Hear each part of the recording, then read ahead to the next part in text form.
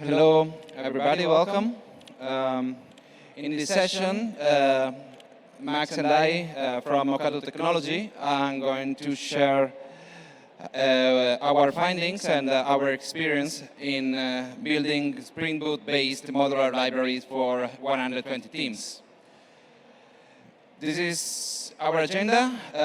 We will first give you an introduction about Ocado Technology, then a quick overview about our libraries, and then the main topic, that is how we make it work at scale. And in particular, how we work with the community, what is the software design we choose, and the engineering practices that we follow. Let's first start talking about Ocado Technology. This is not a marketing slide, but it's important for you to understand a bit the context so you can understand which are some of the requirements that we need to take into account when we build these libraries. Basically, Ocado Technology is a company that provides end-to-end solution for online grocery.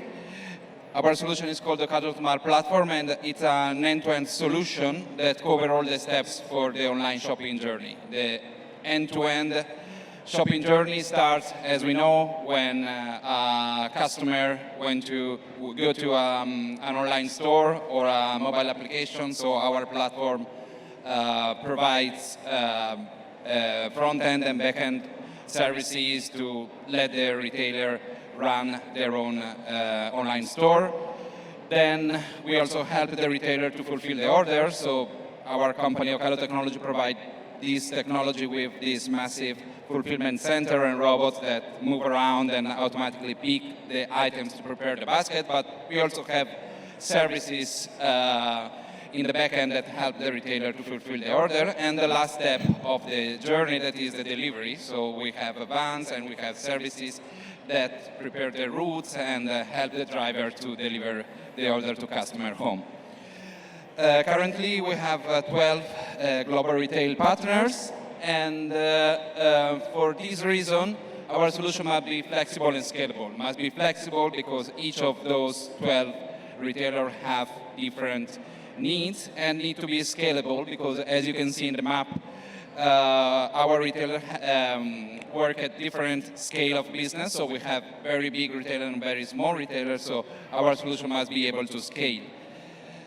For this reason, our solution is based on microservices, and they are running on clouds. And running on cloud help us also to deploy the solution geographically close to our retailer because we can deploy to different AWS regions. So that's the introduction about our company. Let me introduce about us. I'm Fabio Pezzoni, software engineer. I'm working here in Barcelona. Don't miss to visit our stand. I'm speaking as a contributor, as a member of the community of this library. And while Maxim Terchuk here, it's one of the member of one of the dev of the owner team of the library. So we will talk about two different perspectives as member of the community, myself, and as a maintainer, Max. He is from Wrocław, our Polish office, and he will now give you an overview about our libraries. So please, Max. Thank you. So let me briefly introduce the challenges that we have in Ocado and how we solve them using the products that we deliver. First of all, the Ocado runs their businesses by running applications. And those applications need to be standardized. Like every application needs to be integrated with the observability tools, have a good access to cloud resources, communicate with different applications inside this same company. Dependency management and versions for them is crucial, so we use the same stack in every application. Some of the applications actually all of them needs to expose some mandatory endpoints like health check with the proper formatting. The security should be on point, and many others requirements that every application needs to meet. That's why Ocado comes with the Ocado Technology platform, which is actually internal cloud-hosted platform for running applications. And this platform comes with a bunch of useful tools that we build, and our team is one of those teams who builds those tools, and we provide the tools that in particular allow the easier creation of the services on the platform.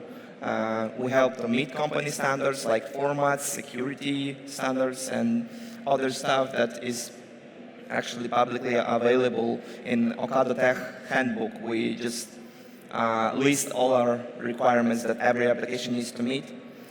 Yeah, we help to use up-to-date stack out of the box, and we provide interoperability with the cloud, observation, and many others. Here is our scope of our domains.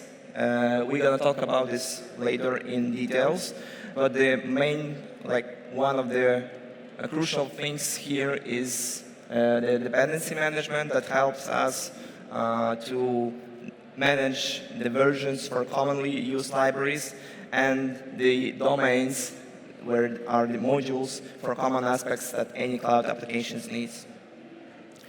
If you will zoom out, you will see that we are the team, small team that maintain this product, but there is a lot of other libraries inside Ocado that we are integrating with. There's extensive community, and we build an ecosystem and community of practice with developers where we blog together when we work together. It's mainly Spring and Java developers, but not only, like Python, Scala is also took place. And when it comes to the technologies we are using, it's mainly Spring family products, like Spring Boot, Spring Cloud, and Spring Cloud AWS. Anybody who is using Spring in their projects? Yeah, quite many. So yeah, there's the reasons why we do that. It's that it's common, at least it's in our companies like that. It's common sense in Java nowadays, we think that. It has predictable upgrades, which will be crucial in the next slides. It's very reliable security patching, and it's very configurable with its mechanisms like auto configurations, conditionals, and many others. When it comes to the form how we present our portfolio to our users, our modules, it's actually a shop. You can think about this as a shop with the modules, where you just can go and choose the modules that are available. Let's say, yeah, the script is not visible here, sadly. It's basically every module has its own name, lifecycle, useful links, descriptions. Let's say you want just the module that you put in your class path, and this will automatically expose the health check with the proper formattings and the information that you need just out of the box. And every application can just add it. You can search for them, you can filter it by life cycle, and by clicking those icons, you can just paste in your POM XML or build Gradle.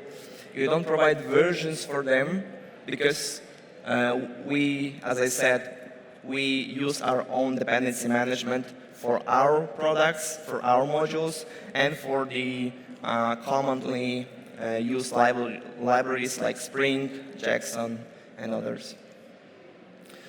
When it comes to the user code, we don't provide any framework. We're just a library, so the user writes the code in the bare Spring framework. But what we do is actually configure some beans, configure some integrations. So it's mostly invisible, and that's why adding and removing of our modules is easy, and it's actually completely opt-in solution. When it comes to the figures, we have 90 modules, like starters, this concept from the Spring Boot, and 90 starters that we expose to our users. We do 200 releases per year, and which also allows us to be on the latest Spring Boot version, Spring Cloud, and we become very agile on that.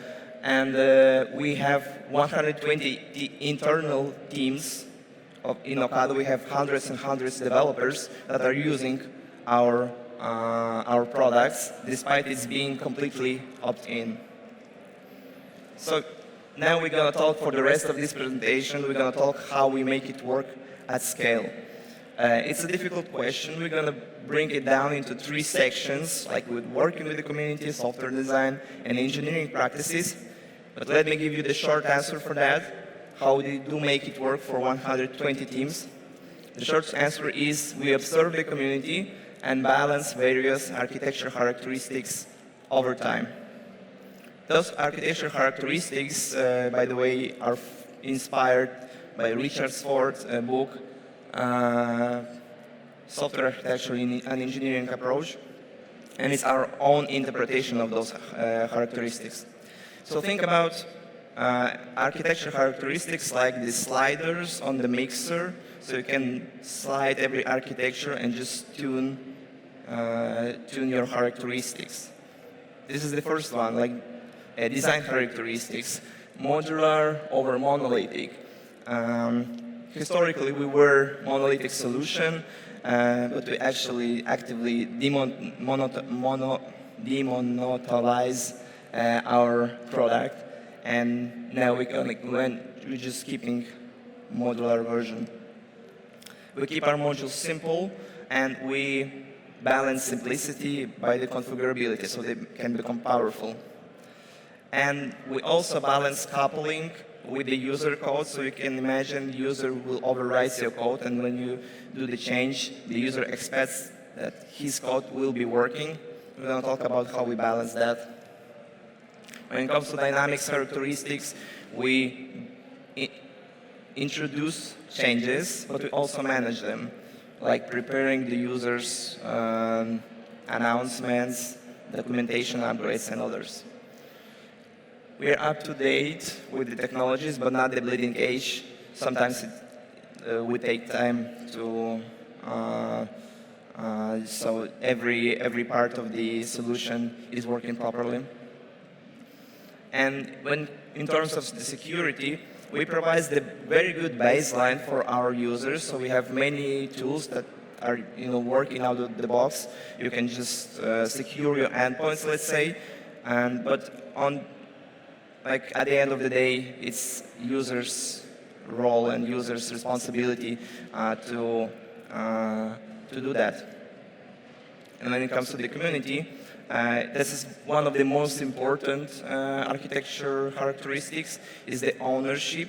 We keep the ownership over the product, but we also being custodians and allow the contributions. So whoever can come and introduce some contribution, we will take care of that. We will take care of the review.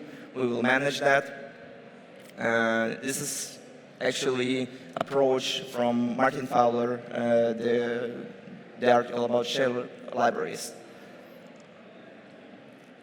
We keep live community contact. Fabio will tell you more about that. And as I said earlier, we build ecosystem when there is no one library, but it's not also swarm libraries where all the logic is spread. It's ecosystem of those libraries.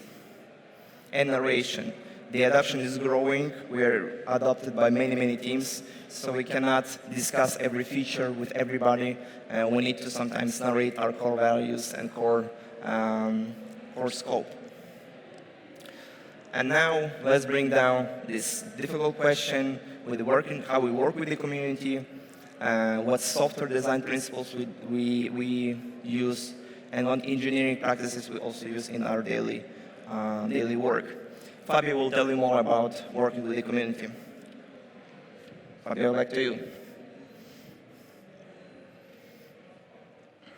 Okay, so as Max said, we have 3 things that we want to share with you about working at this scale. The first one is working with the community. That is very important for us.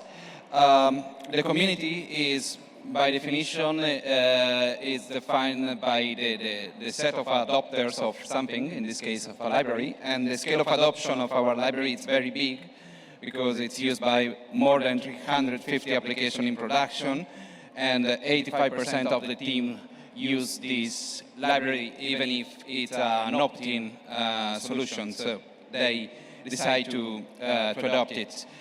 And having a big scale of adoption means that we have a big scale, a big community of users, more than 800 developers in more than 120 teams in 5 different departments.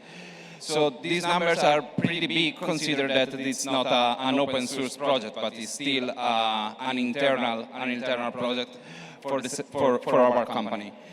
So this brings a big challenge, that is how we manage such a big community of users.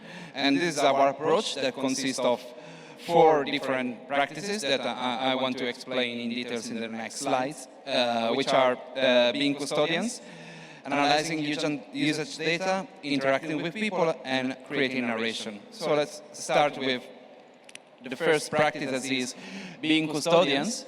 That means that the owner team is the real owner of the product, it's the real owner of the library, so they decide when the release process, the life cycle, which features must be included, which not, and how to evolve the product in general. But actually, they are promoting the contribution, so the community is actually encouraged to propose and to send contribution. There is a contribution guide that helps the community to prepare their contribution that can be a minimal or a significant change that will be reviewed, of course, by the owner team.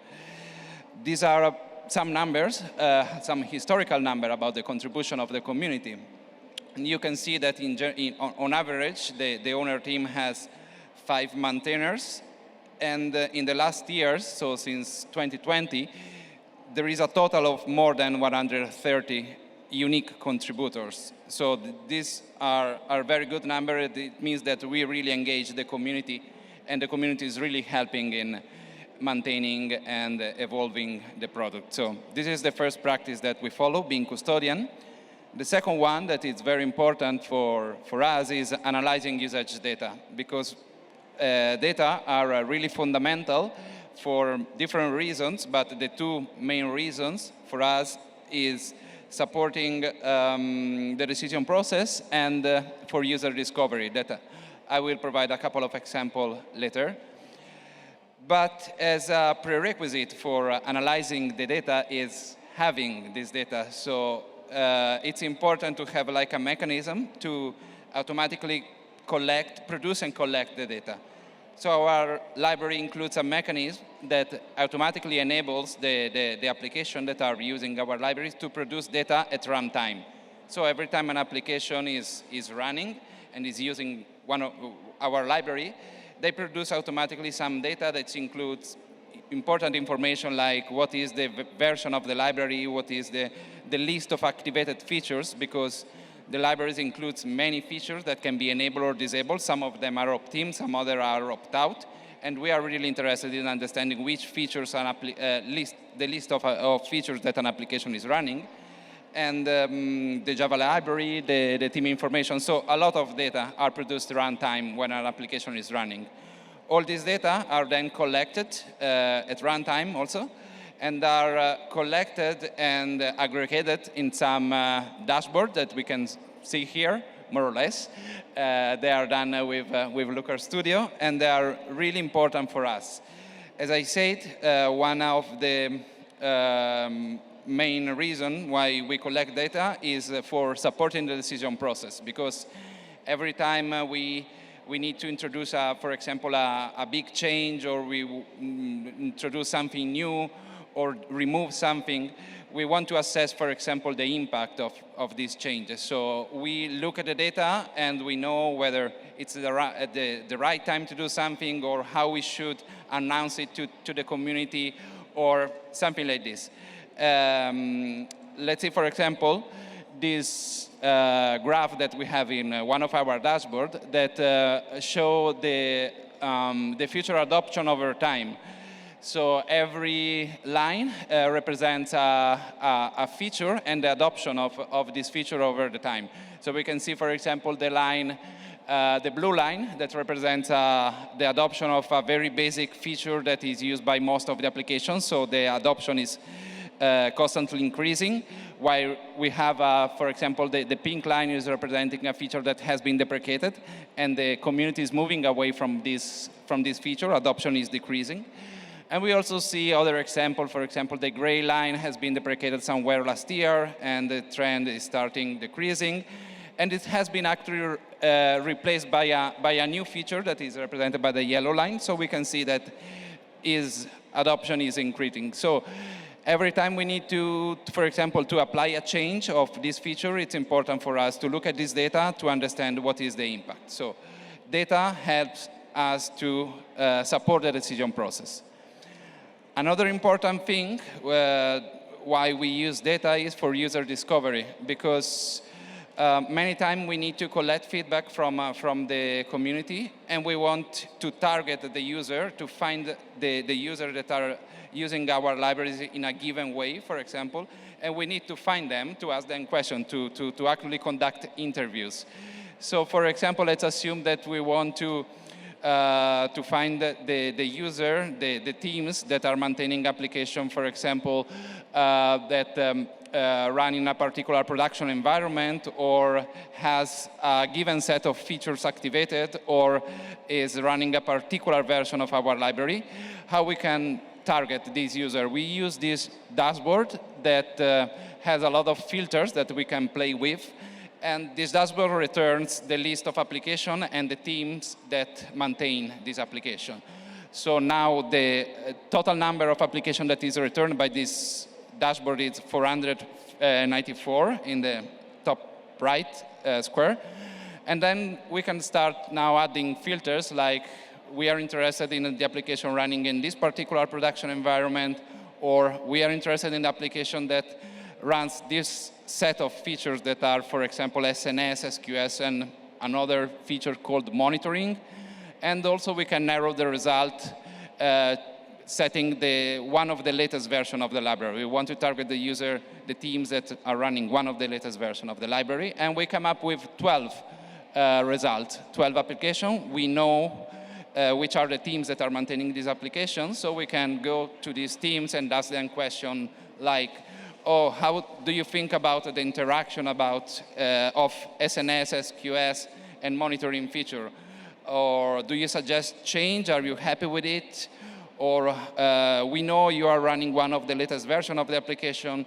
How was the migration process? Did you follow the migration guide? Do you suggest some enhancement? And this kind of information. So many times we want to conduct interviews, target the users that we know that are using our libraries in a given way. And to do that, we use this dashboard to collect feedback that is fundamental for us. And this actually brings us to the third practice when working with the community, that is interacting with the people, interacting with the community.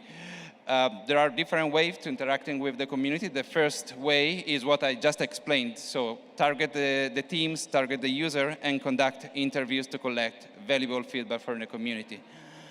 The second way to interact with the community is early access. That is very important every time we need to release, for example, an important new feature or an important major version.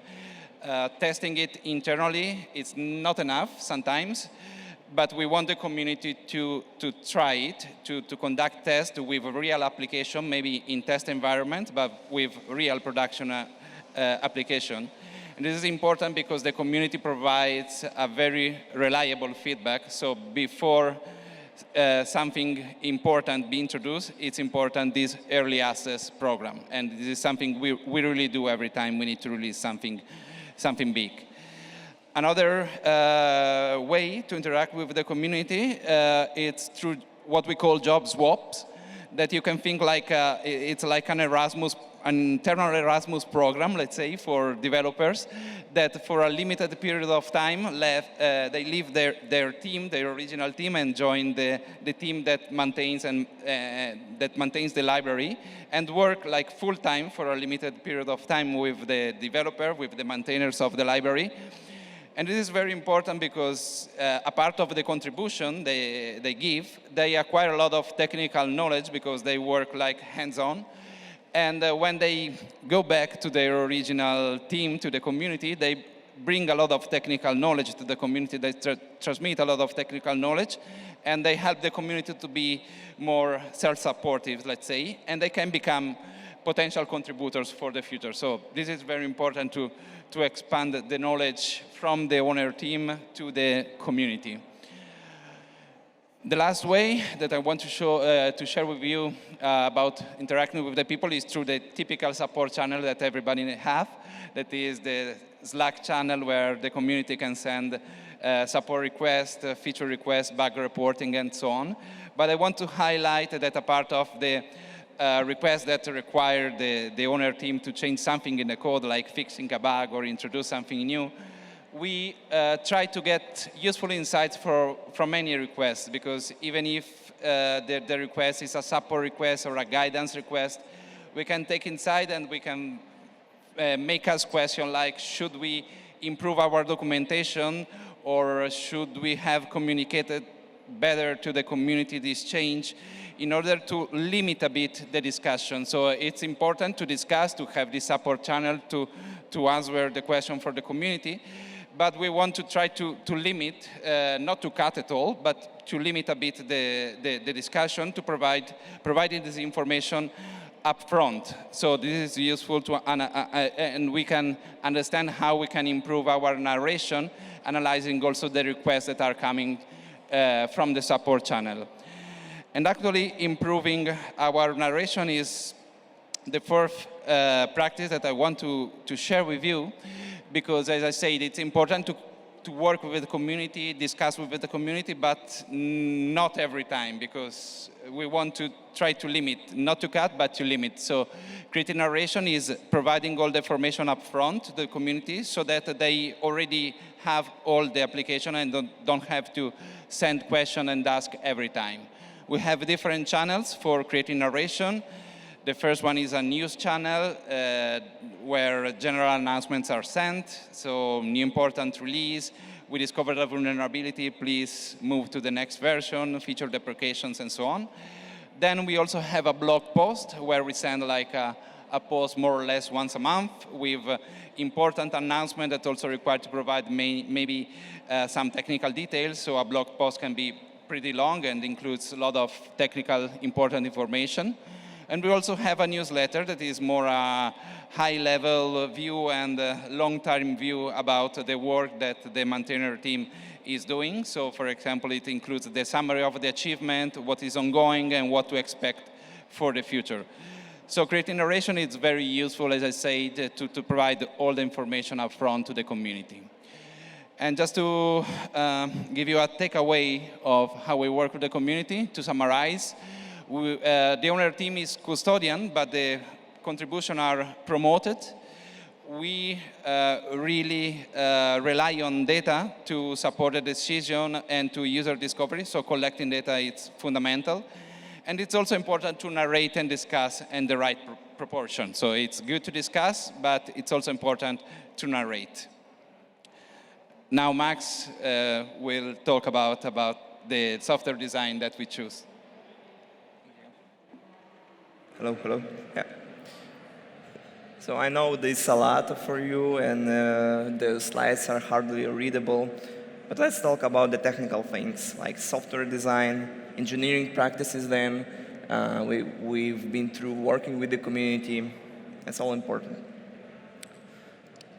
So for the software design, we're going to talk about the design in two levels, like the domain level, which is the high level, and the modules level, the low level. To start with the domain, we group our modules into the domains, and domains are grouped into the layers. Each layer is, each top layer is depending on the bottom layer, if that makes sense.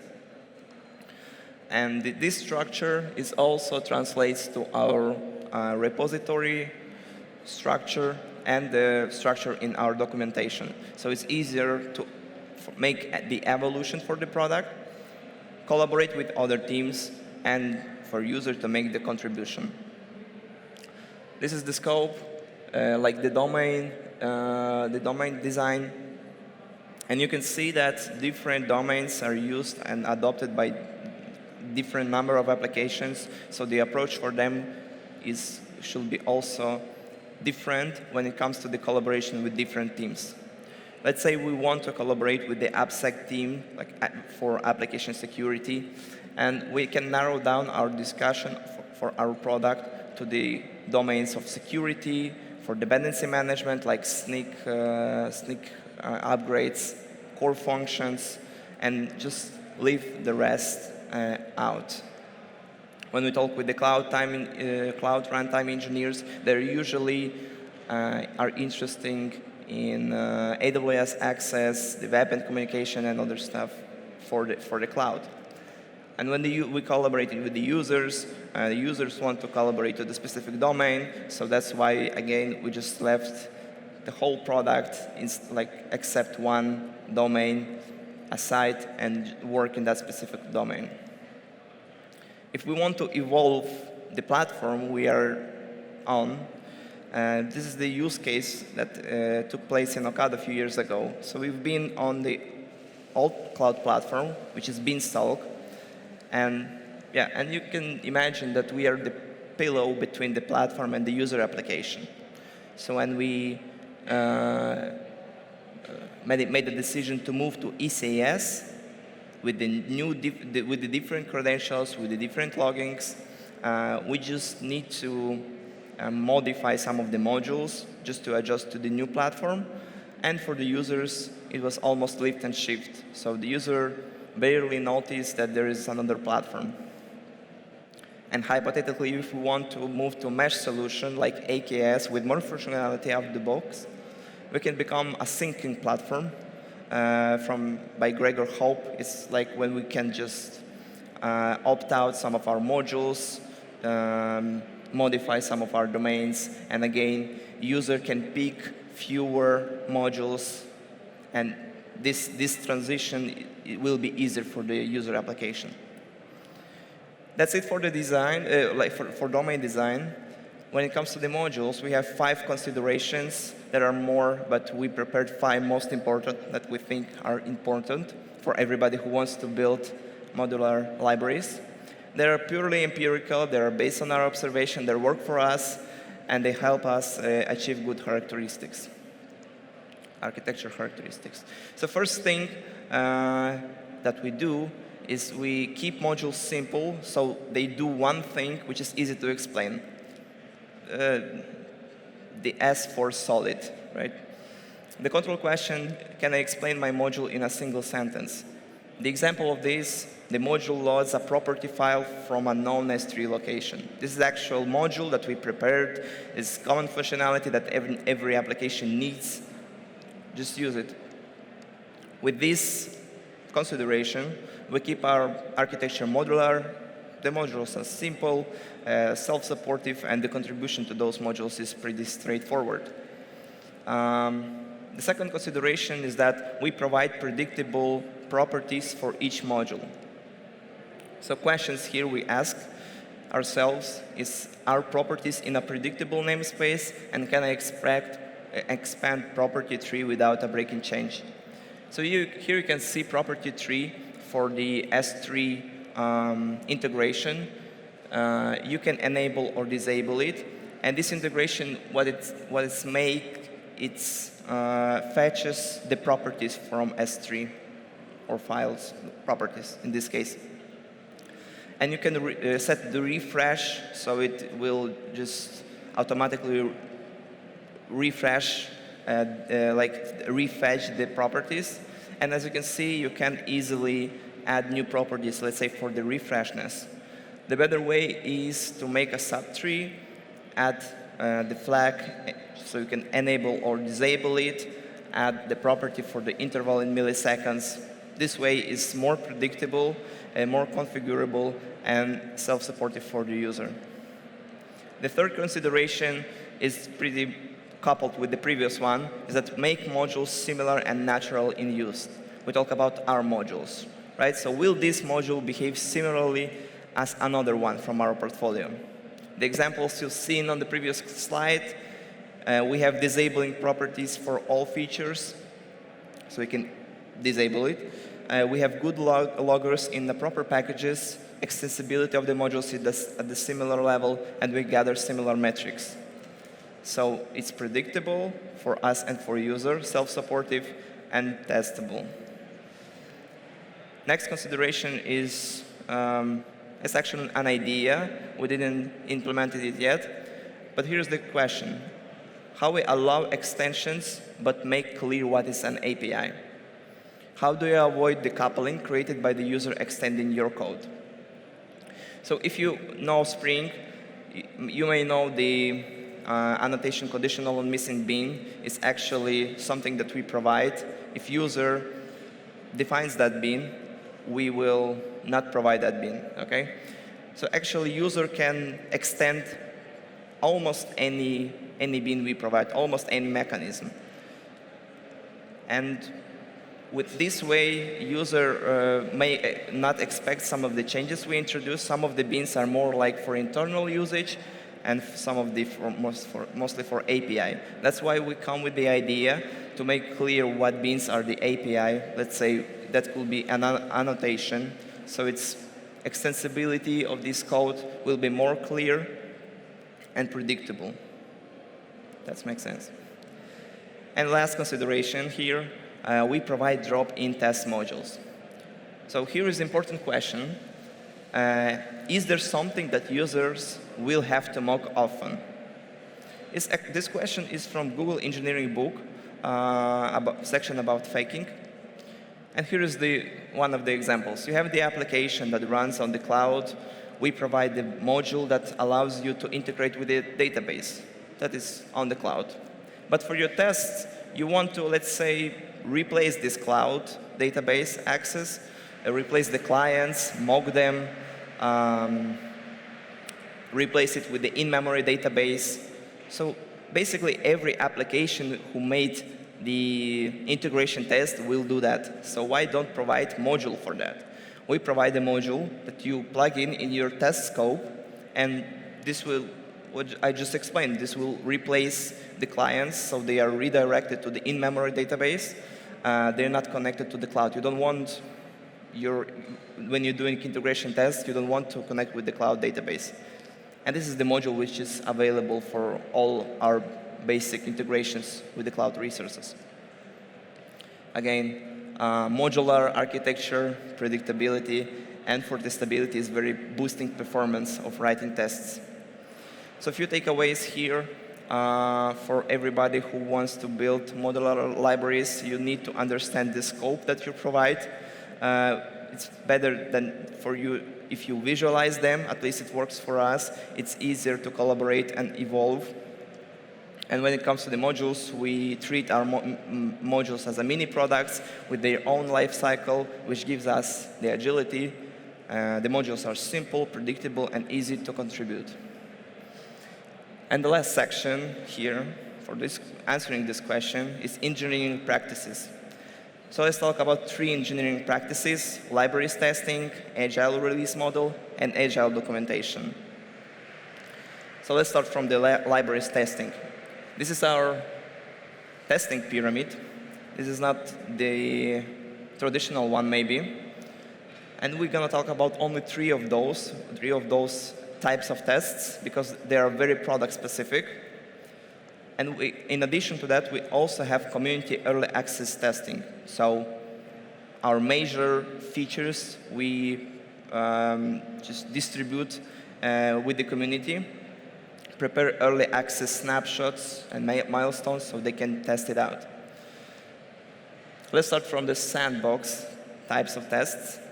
So this is for high-level regression. We build libraries, but the libraries are for the applications. That's why you need the test when you have the applications that use those libraries. So we have those. We have 12 combo applications that cover many functions, many core functions that we provide.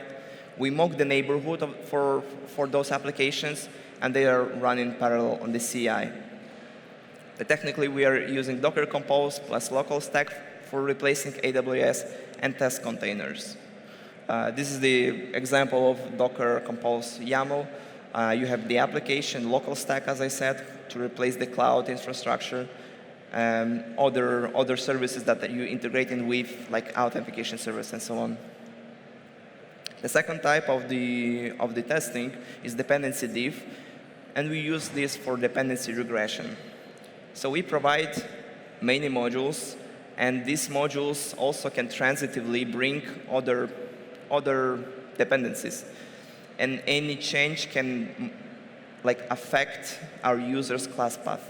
So during big upgrades like Spring or during our own rework, when we change the dependencies between the module, it's crucial to not break the user's class path. For the setup, we are using transitive dependency diff for all modules. The tool called diff to HTML CLI, and these checks are manual because it's very hard to automate. You can see the example here. So when you upgrade Spring Boot patch version, you also know from release notes of Spring that logback will also be upgraded from one version to another. This is something you expect. But what you don't expect sometimes if you Spring Boot starter test will come available on the compile dependency, on the compile scope. This is something we don't want, and those kind of tests help us to see those dangerous changes. Okay, and the last type of test we're going to talk about, conditions evaluation report tests, and it's about evaluation of conditionals. So conditionals in Spring, they are basically, you can configure your beans based on some circumstances, on your state of your property tree or other circumstances. And you want to know what conditionals took place and what didn't. That's why Spring comes with the conditional evaluation report, which just lists all the things, conditionals that worked and what that didn't. We use this for our auto-configuration regressions. We verify conditionals in the user's code, and we detect unexpected auto-configurations. Let's say we upgraded to Spring Boot 3. There are many new auto-configurations, new beans that we wasn't aware of, which is we want to know about. For the setup, we are using unit test with the assert on the Spring Boot mechanism that I just told you. So this is how it looks like. We list auto-configurations we expect to be in place, the beans we expect to be in place, and just use this mechanism, assert on that, and we are happy if it didn't change. If it did, we investigate. Maybe it's from new Spring Boot upgrade, or it's just developer's mistake. Next engineering practice is Agile release model. So you can see the challenge that we produce 200 releases, more than that, a year. But what about the big releases, like upgrading to Spring Boot 3, changing Java 17 as your minimum version of Java SDK? How you approach that? So one approach is actually more waterfall. You just do a bigger chunks of the updates and release every month or two. But it's actually, we solve that in different way. So we learn what's coming up months ahead, and that's why Spring release calendar is very important here. We'll learn what's coming up. We share early milestones like snapshots, release candidates, those early access versions, and we share them with the community. And we release as much as possible in advance before we do this and introduce this change. With those three things, we break the waterfalls and we build small steps for the user, so user can get used to the new change. The benefits of that is that we have one version and a few alternatives, like what's upcoming. We are up to date with the users, and there is no fear of zero-day exploits, like what have you done? And it's engaging for the community as well, because it builds this community of practice. The downsides here, it took a lot of effort for the maintainer team, and it's generating many artifacts on Nexus. And the last engineering practice we're going to talk about is Agile documentation. This is the top bar of our documentation. We have five pages. Let's briefly talk about every one. So concepts. Here we just keep our core concepts, how the things works, why we are here, why you can use us, our products, and other stuff. Guides includes developer guides, when you just can go step by step for the core functionalities we provide and just implement it in few minutes, some functionality you need. It also includes the first time setup and contribution guide. The reference page, our main page, is one pager with the all full reference, the properties, the upgrade guides, the change logs, and it's actually one pager, so you can search easily for the things you want to like for a key phrase you want to search for, and yeah, that's easy for the user to search information, and even for us, it's sometimes useful just to see how things works. The modular reference, you've already seen that. Very bad quality here, but this is the page for where we keep our portfolio and just present it to the user. And the announcement page where we just post our blogs that Fabio told about. Okay, so we have five different pages. So how you can lower the documentation maintenance cost? Will you just maintain every single page? Well, not necessarily. You have the reference page, which is the integral part of our work. We update it every merge request. It's even stored in the same repository as the product does. So it's updated every merge request. Some parts are mostly automated, like the guides and modules. So for the modules, you can think that you have page web shop with the modules, and what you need for that application, for that shop. You need the POM XML with the core information about the module, and some metadata that each module has, like description, lifecycle stage, and having those two files, with those two files, you can just automatically build this whole page. So it's basically automated. We change those two files, and everything works. The same thing with the guides, and other parts are very rare or almost never changed, like concepts. We updated them very rarely, and announcements that we write once. So takeaways from engineering practicing. Libraries testing. We made a different focus. We came up with the other types of tests, because with such a big number of teams, it's worth to have good tests. Our Agile release model, with this we look ahead of the changes, we break waterfalls, and we involve the community with the updates we made. And when it comes to the documentation, we keep it multi-phased, so it's in one place, different pages, but in one place. It's living, it may change, the user knows that, and it's automated, mostly in each case. So that's it. That's how we make it work at scale. We work with the community, apply the good software design and good engineering practices. Here is the list of very useful literature that might help you. I will leave it for a few seconds if you want to take a picture. And yeah, if you have any questions, we will be here with Fabio to answer them. And if you have time, check out our Barcelona office. Thank you.